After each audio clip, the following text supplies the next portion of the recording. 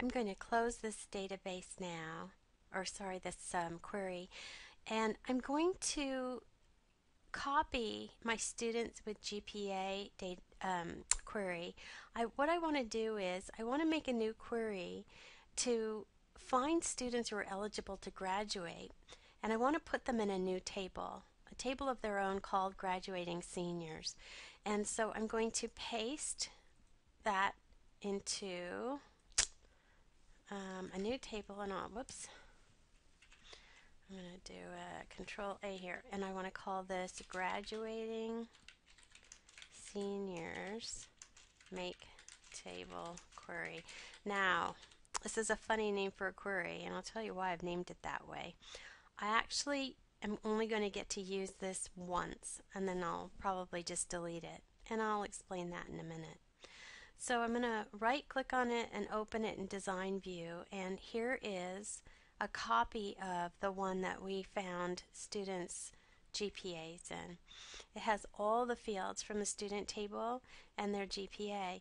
So what are the requirements for graduation? Well, I'm going to say for the purposes of today that a graduating senior is a senior who has a GPA of 2.0 or better. So if I want to get a criteria here, I'm going to say greater than or equal to 2. Okay, I could say 2.0, there's no difference. And I also want to say that they have at least, oh gosh, I can't think what it is now. I think it's at least 120 quality points, but I'm going to run this and look at my data. So quality points of 120 would get this guy here. Yeah, so that's what I'll do. I'll say they have to have at least 120, so greater than or equal to 120 in the quality points. So you saw, when I run this now, I'm just getting one person, this Nicholas Corba, and that's fine. Apparently he's the only person eligible to graduate under these terms, that he has a GPA of 2.0 or greater, and he has at least 120 quality points. Now, notice that I run it and find out what records are going to be affected before I do the next step. I'm going to just save this now quickly. The next step is to use this icon right here called Make Table to turn it into a different kind of a query. We're usually making select queries, that's what most queries are, but we want to make a table here, and we're going to call the table Graduating Seniors,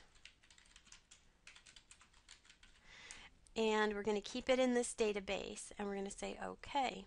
Now when I run the query, it's going to tell me I'm about to paste one row into a new table. Well, that's fine. I knew it was that Nicholas Corba guy, and I'll say yes, that's fine. And now I'm going to close the query, and I will save it, but I'm never going to use that query again. Let me tell you why. Here is my table called Graduating Seniors, and we have one record in it. It's Nicholas Corba. I'm never going to need to make that table again. Now what I might need to do is find students who are eligible to graduate in the future and add them to this table, but I'll never need to make the table again because I already have it. And that's why I will only use this once. And usually I do not save make table queries in real life. I don't save them. But I saved it here so you can see it has a different looking icon, and just because we're doing this for school.